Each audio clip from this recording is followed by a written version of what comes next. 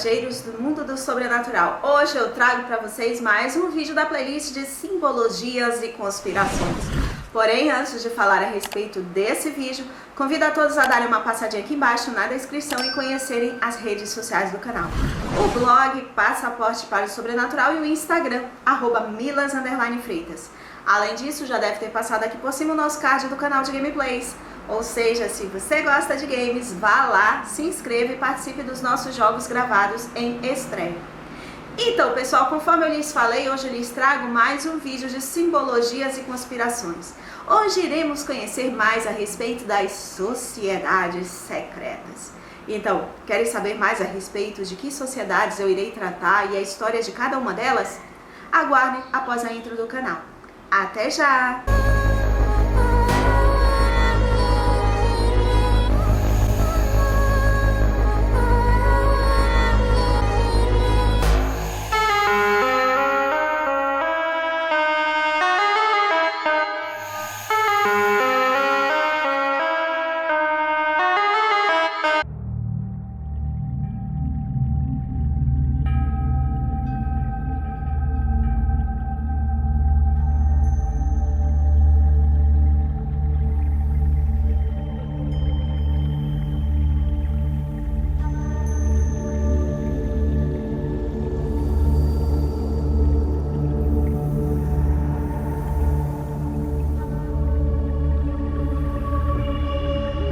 Uma sociedade secreta é muitas vezes um grupo ou organização não oficial cujas atividades e funcionamento internos são ocultados dos não-membros. Geralmente são conspirações organizadas trabalhando em segredo para cumprir uma agenda oculta. Os participantes usam o sigilo para se proteger e cobrir o seu movimento. Os especialistas veem as sociedades secretas como organizações maliciosas, que trabalham contra a vontade geral da humanidade.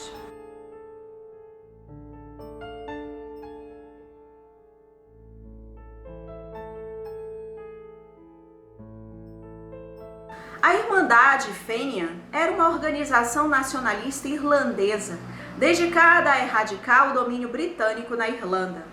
Fundado por John O'Mahony em 1858, o grupo, com base nos Estados Unidos, esperava alcançar seus objetivos invadindo o Canadá ocupado pelos britânicos e mantendo-os refém em troca da emancipação da Irlanda.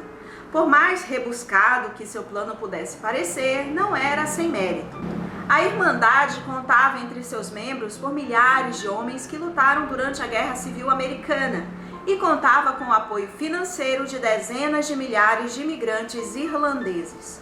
Equipados com treinamento militar e um amor patriótico, os fenianos atacaram o Canadá em 3 ocasiões distintas: 1866, 1870 e 1871. Em cada uma dessas ocasiões, eles foram repelidos por uma combinação de forças voluntárias canadenses e pela intervenção do governo americano. O movimento acabou desmoronando, mas seu legado ainda é sentido. De acordo com muitos historiadores, o risco representado pelos fenianos foi um dos impulsos mais importantes para a Confederação do Canadá. A Irmandade Fenian foi nomeada em homenagem aos Fianna, um bravo bando de antigos guerreiros irlandeses.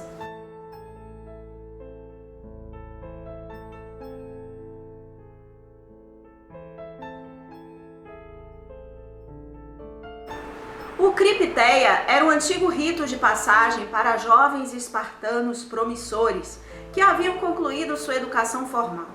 Nus e armados apenas com uma faca, esses jovens de 18 anos foram instruídos a sobreviver por todos os meios necessários enquanto patrulhavam o campo em busca de revoltas e delitos. Aqueles que sobreviviam, e de fato muitos morriam, eram recebidos de braços abertos no exército espartano. De acordo com a tradição, os membros da Cripteia tinham permissão para matar servos conhecidos como ilotas, sem medo de culpa de sangue.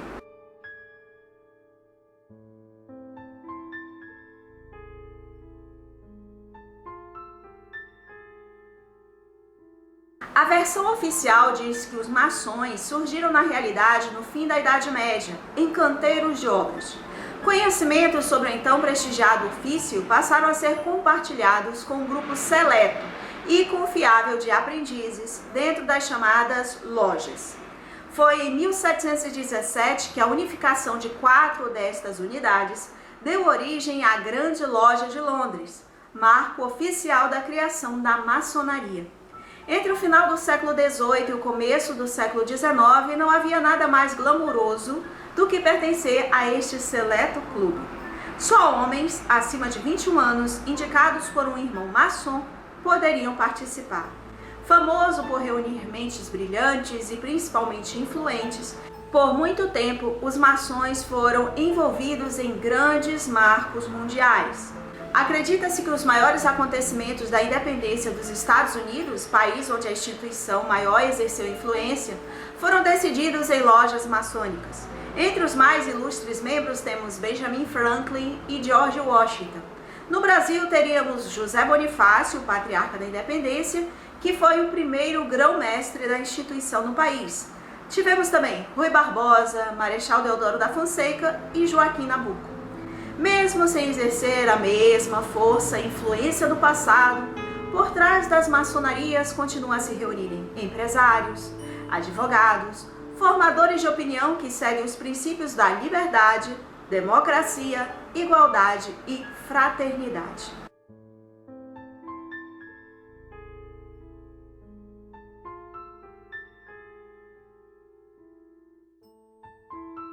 A Mão Negra era uma sociedade secreta de revolucionários políticos anti-imperialistas que começou na Sérvia em 1912.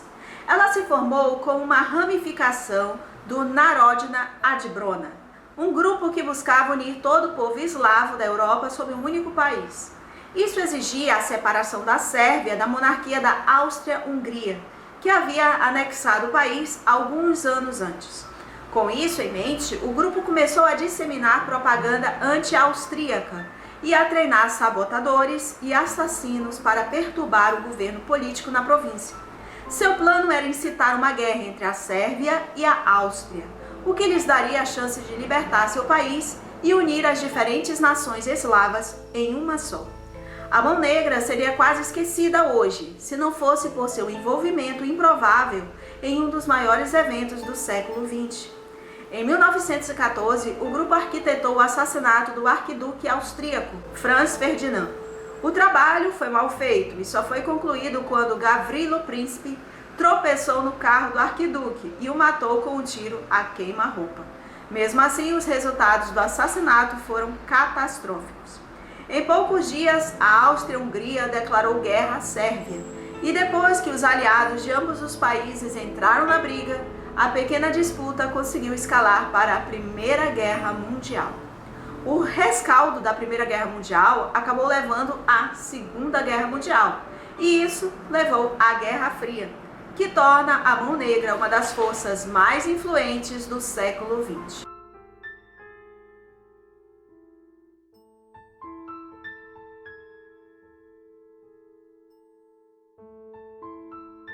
Ordo Templi Orientis é uma organização mística que foi iniciada no início do século XX. O grupo foi estabelecido nas mesmas linhas que os maçons, menos secretos e supostamente dependia de práticas rituais ocultas como meio para os membros passarem de um nível de prestígio a outro dentro da organização. A filosofia geral do grupo era a crença nos princípios e práticas esotéricas da nova era, como método de perceber a verdadeira identidade de alguém. O famoso ocultista e excêntrico Aleister Crowley compôs grande parte da tradição do grupo, incluindo um manifesto chamado Mysteria Mystica Maxima. E mais tarde ele se tornou o chefe do grupo. Após sua morte, a influência e a popularidade da Ordo Templi Orientis começou a diminuir, mas ela ainda existe hoje e tem vários grupos espalhados pelo mundo, principalmente nos Estados Unidos, Reino Unido e algumas partes da Europa.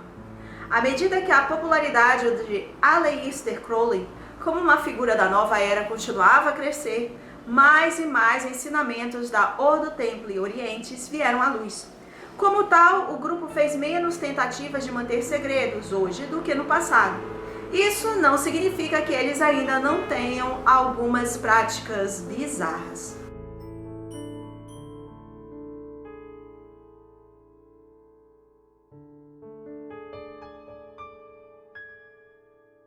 Contra a Igreja e monarquia, a Ordem dos Iluminados, ou melhor, os Illuminatis, foi fundada em 1776 pelo alemão Adam Weishaupt, cuja missão seria libertar o mundo do que ele chamava de dominação jesuíta da Igreja em Roma.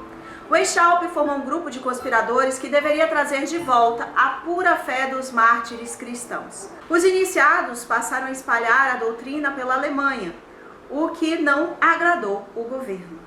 Os Illuminati sofreram repressão e Weishaupt acabou fugindo do país em 1784, colocando um ponto final na trajetória polêmica da organização.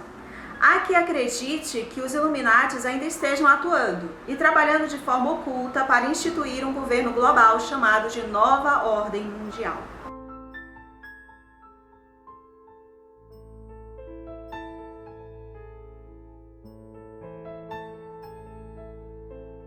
Vril é uma substância descrita no romance de 1871 de Edward Bulwer Lytton, The Coming Race, que mais tarde foi reimpresso como Vril, The Power of the Coming Race. O romance é um dos primeiros exemplos de ficção científica. No entanto, muitos dos primeiros leitores acreditaram que seu relato de uma raça subterrânea superior e de forma de energia chamada Vril era real, a ponto de alguns teosofistas aceitarem o livro como uma verdade. Além disso, desde 1960 existe uma teoria de conspiração sobre uma sociedade Vril secreta. As especulações sobre os Vril não cessaram. A lenda recebeu uma nova camada por meio de autores recentes como Raymond Bernard, que confundem Common Race de Bulwer Lytton com especulações sobre civilizações que vivem no interior da Terra Oca. O conceito de uma Terra Oca foi apresentado pela primeira vez por Edmund Halley no final do século XVII. Em contraste, o povo subterrâneo de Bulwer Lytton vive em cavernas dentro da crosta de uma terra sólida. O mundo de Vril Ya é sempre descrito como sendo túneis subterrâneos iluminados artificialmente, usando o Vril. O livro não contém nenhuma sugestão de uma terra oca. Teorias desse tipo só são encontradas em trabalhos subsequentes. Bulwer Lytton faz muitas referências aos cientistas de seu tempo, como Faraday e Darwin, provando a existência de Vril.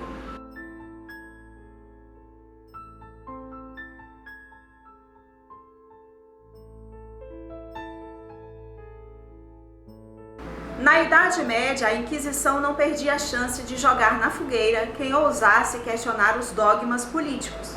Para evitar esse destino, os integrantes da Rosa Cruz preferiram não arriscar e fizeram valer o título de Sociedade Secreta. Interessados em descobrir mais sobre os profundos mistérios religiosos, os membros da Rosa Cruz recorriam às mais diversas fontes: gnosticismo, buscando conhecimento à margem do que diz a Igreja, a Cabala, misticismo judaico, o esoterismo islâmico e também na filosofia, mitologia egípcia, astrologia e alquimia.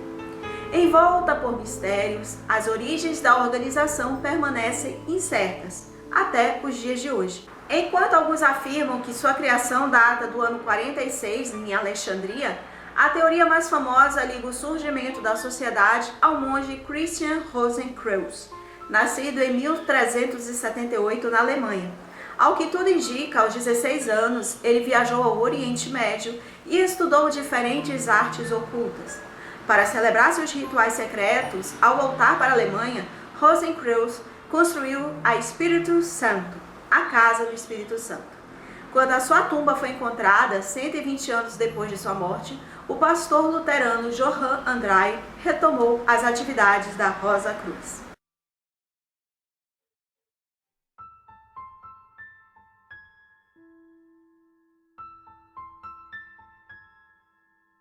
Majestic 12 é o suposto codinome de um comitê secreto de cientistas, líderes militares e funcionários do governo, supostamente formado em 1947 por uma ordem executiva do presidente dos Estados Unidos, Harry Truman. O suposto propósito do comitê era investigar a atividade OVNI após o incidente de Roswell. a suposta queda da nave alienígena perto de Roswell, Novo México, em julho de 1947. O Majestic 12 é uma parte importante da teoria da conspiração OVNI sobre acobertamento governamental de informações sobre OVNIs. Todos os supostos membros originais do MJ-12 eram notáveis por suas realizações militares, governamentais e científicas. E todos já estavam mortos quando os documentos apareceram pela primeira vez.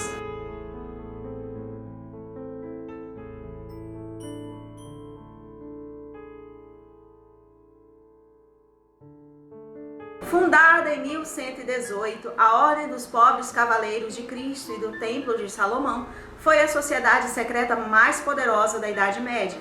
O objetivo da ordem era proteger peregrinos que faziam viagem até a Terra Santa, garantindo a segurança no trajeto entre Jerusalém e Europa. A tropa de elite subordinada à Igreja Católica era formada por homens de Deus. Além de votos de pobreza, castidade e obediência, os frades que integravam a ordem juraram também defender os lugares sagrados da cristandade e, se necessário, liquidar os infiéis. A causa, aparentemente nobre, não demorou a desandar. Em 1139, uma bula papal isentou os templários da obediência às leis locais e o poder logo subiu a cabeça. A série de abusos foi relevada até o grupo cometer uma mancada imperdoável: a perda da Terra Santa reconquistada pelos muçulmanos. Com a expulsão dos cristãos do solo sagrado em 1303, os templários entraram na mira do Papa Clemente V, que junto do rei da França, Filipe o Belo, conspirou para a destruição da Ordem do Templo. Em 13 de outubro de 1307, a maioria dos templários foi presa. Em 1312 foi extinta definitivamente, ou, pelo menos, supõe-se que assim tenha sido. Há quem defenda que alguns frades teriam reconstruído secretamente a ordem.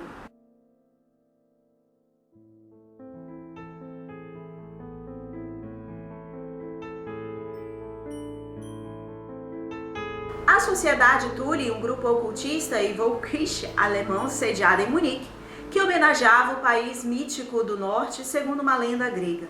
A sociedade é notável principalmente como a organização que patrocinou o Deutsche Arbeitertruppe, o DAP, não sei falar, pessoal, perdoa, que mais tarde foi transformado por Adolf Hitler no Partido Nacional Socialista dos Trabalhadores Alemães, o Partido Nazista. Não há evidências de que Hitler tenha frequentado a Sociedade Thule, mas havia grandes entusiasmo entre os membros de Thule por Hitler, principalmente Rudolf Hess e Dietrich Eckart. Os ocultistas acreditavam que Hitler era o profetizado redentor da Alemanha. Eles foram os primeiros discípulos de Hitler e, como tais, foram cruciais para sua ascensão meteórica. O foco principal da Thule Gesellschaft foi uma afirmação sobre as origens da raça ariana. Thule era uma terra localizada por geógrafos greco-romanos no extremo norte, frequentemente exibida como Islândia. O termo Ultima Thule também é mencionado pelo poeta romano Virgílio em seus poemas pastorais chamados Geórgicos. Embora originalmente Thule fosse provavelmente o nome da Escandinávia, Virgílio simplesmente o usa como uma expressão proverbial para o limite do mundo conhecido, e sua menção não deve ser tomada como uma referência substancial à Escandinávia. Eles identificaram Ultima Thule, considerado pelos místicos nazistas como a capital da antiga Hiperbórea, como uma antiga massa de terra perdida no extremo norte, perto da Groenlândia ou Islândia. Essas ideias derivaram de especulações anteriores de Ignatius L. Donnelly, de que uma massa de terra perdida já existiu no Atlântico e que era o lar da raça ariana, uma teoria que ele apoiou por referência à distribuição de motivos da suástica.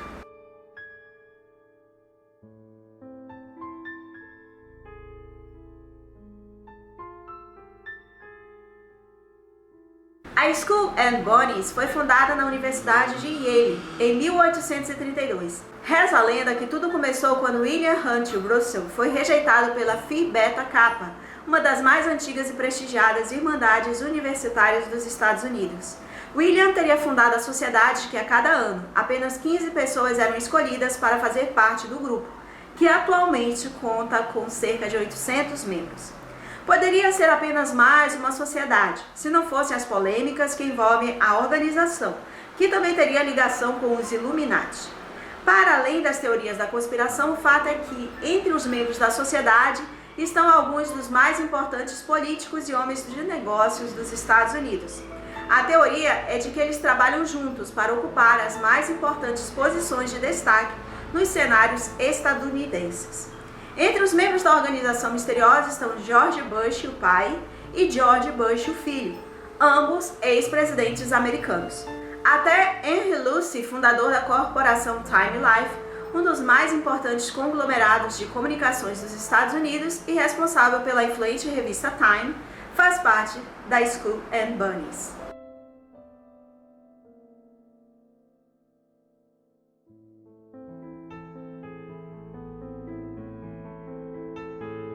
Ku Klux Klan, frequentemente abreviado como KKK, informalmente conhecido como The Klan, é o nome de 3 organizações distintas da extrema-direita do passado e do presente nos Estados Unidos, que defenderam correntes reacionárias extremistas, como supremacia branca, nacionalismo branco e anti-imigração, historicamente expresso por meio de terrorismo.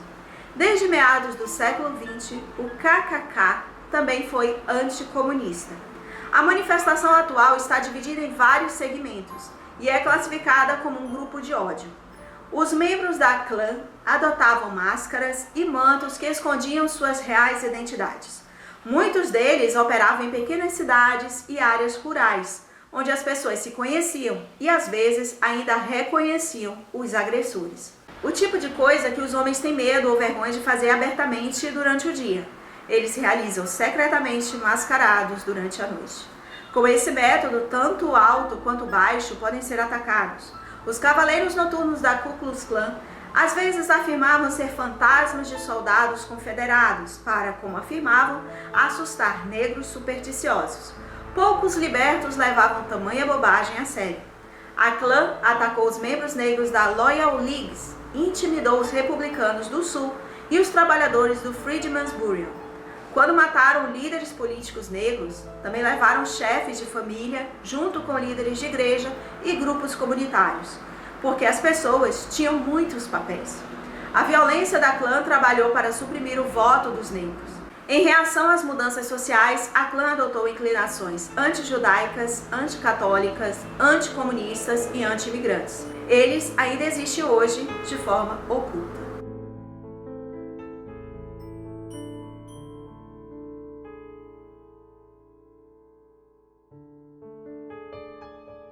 O Opus Dei é uma organização da Igreja Católica que enfatiza a crença católica de que todos são chamados à santidade e que a vida cotidiana é um caminho para a santidade. Os numerários e assistentes numerários celibatários vivem em centros especiais, enquanto os associados são membros celibatários que vivem em suas casas particulares. A ordem foi fundada na Espanha em 1928 pelo padre católico romano José Maria Escrivá, com a aprovação do Papa Pio XII. Quando o Código da Vinci de Dan Brown foi publicado, ele afirmava que o Opus Dei era uma organização secreta dentro da igreja, cujo objetivo era derrotar o priorado de Sion e aqueles que buscam descobrir a verdade sobre o cristianismo e a suposta linhagem real de Cristo. Fora do livro, tem havido muita controvérsia sobre o Opus Dei, por causa da rigidez de sua estrutura religiosa. A Igreja Católica proíbe as sociedades secretas e a adesão a elas, e os investigadores da Opus Dei frequentemente desmentiram as alegações de que essa organização está agindo em segredo para promover uma agenda sinistra.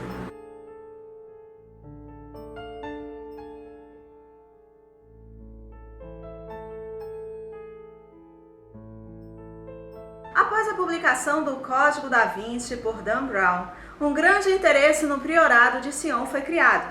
O Prieuré de Sion, traduzido do francês como Priorado de Sião, é o nome dado a múltiplos grupos, reais e fictícios.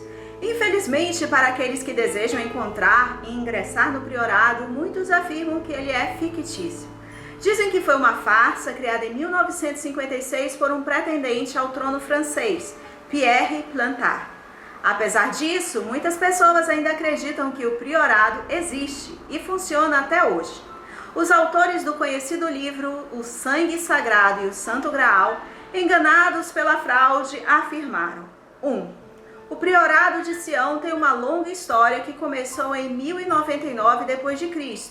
e teve ilustres grandes mestres, incluindo Isaac Newton e Leonardo da Vinci. 2. A ordem protege certos pretendentes reais, porque eles acreditam que são descendentes literais de Jesus e de sua suposta esposa Maria Madalena, ou, pelo menos, do rei Davi. 3. O priorado busca a fundação de um sacro império europeu, que se tornaria a próxima hiperpotência e inauguraria uma nova ordem mundial de paz e prosperidade. Então, pessoal, o que vocês acham dessas sociedades secretas? Vocês já conheciam algumas? Eu conheci algumas delas, mas a maioria eu desconhecia.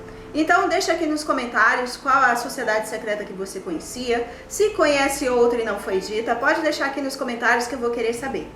Então, pessoal, eu espero que vocês tenham gostado de mais um vídeo de simbologia e conspiração. Se você gostou, dê um like. Não esqueça de compartilhar esse vídeo com seus amigos, porque assim também ajuda o canal. Se é a sua primeira vez aqui no canal, você chegou a partir desse vídeo e gostou, inscreva-se aqui embaixo e ative o sino de notificações para ficar sabendo a respeito dos próximos vídeos. Porque além desse vídeo da playlist de simbologia e conspiração, há uma playlist de mistérios, ufologia, lendas, lado sombrio dos games e muitas outras. E há duas playlists em que há a participação de vocês, a participação dos inscritos. Uma de experiência sobrenatural e outra de foto ou fotografia fantasma. Ou seja, se você vivenciou uma experiência sobrenatural e queira compartilhar aqui no canal, eu vou deixar meu e-mail aqui embaixo e na descrição, e você pode me encaminhar seu e-mail com o assunto experiência sobrenatural. Ou então pode encaminhar via áudio no WhatsApp que eu vou deixar aqui embaixo e na descrição. Apenas peço que se identifique e diga a sua localidade para que eu entre em contato. E se você tem uma foto, fotografia fantasma, ufológica inexplicável e também queira compartilhar aqui no canal, vou deixar meu e-mail aqui embaixo e na descrição. E você pode me encaminhar seu e-mail com o assunto foto ou fotografia fantasma, para que eu faça um vídeo e compartilhe aqui com todos. Então, muito obrigada por assistir e até o próximo vídeo de simbologias e conspirações aqui no canal. Beijo, tchau!